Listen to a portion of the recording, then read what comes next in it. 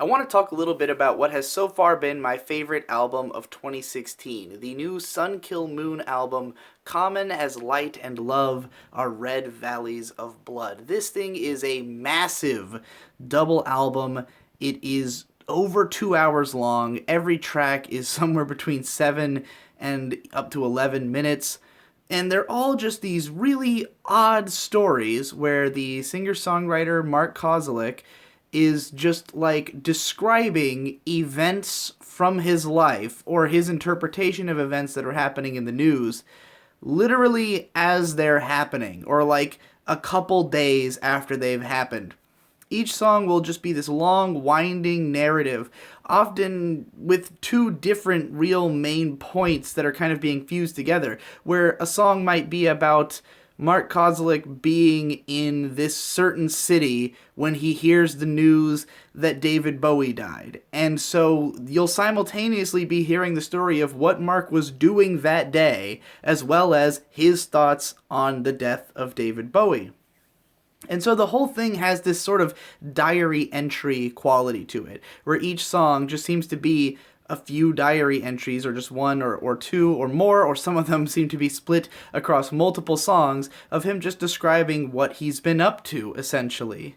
And I find that really fascinating because so much of the album, the only real point of reference you have for when these things were written is knowing when those events happened. A lot of it's reactions to shootings or just bad shit that was going on in the world. Most of the songs will be about like the Bastille Day massacre that happened in France, and it's like the song is clearly written not long after it happened, particularly on his trip from Bergen to Trondheim, because that's the name of the song. And he's writing it about how he's thinking about the people in France while he's on his trip from Bergen to Trondheim.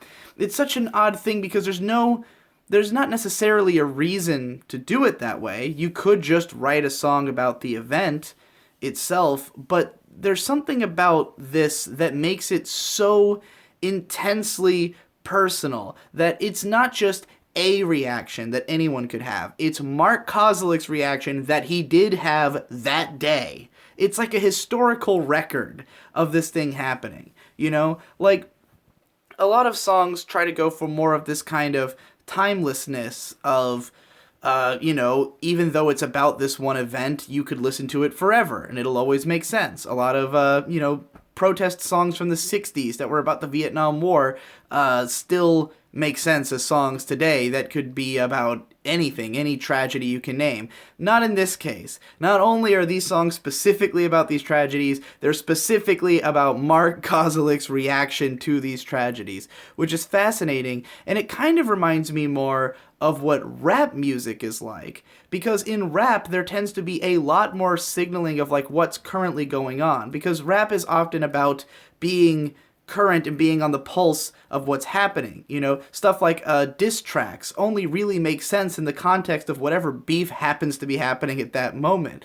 You can listen to like an Earl Sweatshirt song where he'll say something like, "I just broke up with my girl because we ain't argue enough." It's like, did he literally just break up with his girl? There's a between two Earl albums, in fact, when you listen to Doris at the start of the first song, he says, or the second song, he says, "My grandma's passing, and I'm too busy trying to get this fucking album cracking to see her, so I apologize if anything should happen." And then on the next album, he sings about how he's missing his grandmother, and you're like, well, you can clearly see what happened in between these two albums. And of course, I as a rapper do it myself, where I have stuff like in the song Paradise where I say, I just quit smoking so I won't be choking on anything other than dick for a while. Like I had literally just quit smoking. It's a story from my life. But with Mark Kozelek, it's like that day that the thing happened is when the lyrics are written, and he just keeps signposting it so much. And my favorite one, the one that inspired me to write this to record this vlog, is there's a lyric where he says, "Now it's 3:03 a.m. and the rain is pouring down," and then he says another line, and then he says, "Now it's 3:04 a.m. and the rain is pouring down." And you can imagine him having written that first lyric, and then 1 minute later, he writes the next lyric. And he notes that that's the amount of time that's passed between these two lines. which is especially fascinating for me as a songwriter because I know that there's some songs that I just belt out all in one go, and some where it's something I sit on for a few days, or I can imagine the minutes.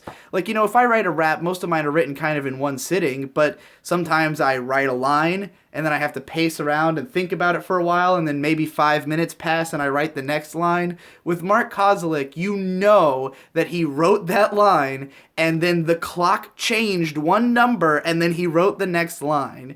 Did he write the first one right at the start of 303 and then sat pondering about it for a minute? Then 304 came and he thought, oh, well, now it's 3:04 a.m. and the rain is pouring down and I still haven't thought of my next lyric. Or did he think of it like, did he write 3:03, then the clock changed right then and he went, let me correct myself, it's now 3:04. Like, what was the mindset here?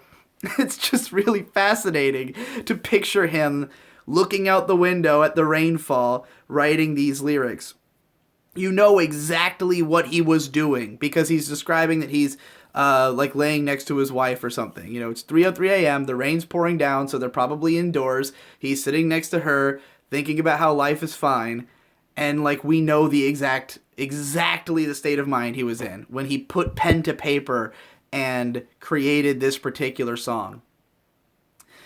This is just so interesting to me because it makes this album into like a historical record. Like, it's something that could only exist in the time that it was made. He could not have written these songs at any other time because they are addressed to the period they're in. So many of these events, you might not even remember that they happened, or that they happened at a specific year, if not for this. Like, you've got this portrait of exactly what's going on in the world at this moment. You know exactly which tragedies are occurring. Well, mostly it's tragedies, but like, David Bowie died in the same year that Muhammad Ali died because he sings a lot about both of their deaths on the album. You know that this is when the Bastille Day massacre happened and a few other terrorist acts or random killings that he addresses. He talks about like certain shows he played, festivals he went to, letters he got. There's two different parts of him like reading a letter that someone sent just straight up on like 5 minutes of him just like reading a letter and just kind of singing it. There's one track, I can't remember if it's the 70s TV show theme or the I think it's that one, where there's a part where he starts off by saying like, just got back from the studio where we laid down the vocals for this song. Can you tell I spent a lot of time on the lyrics, So now you have an image that he constructed this song in parts where he went to the studio, recorded the first part of the song, which is kind of different in subject from the second part. So that means he went back home, wrote out the rest of the lyrics, and then probably went back and recorded the rest the next day. So we have an actual portrait of across how much time this song was composed because he literally cites it in the song.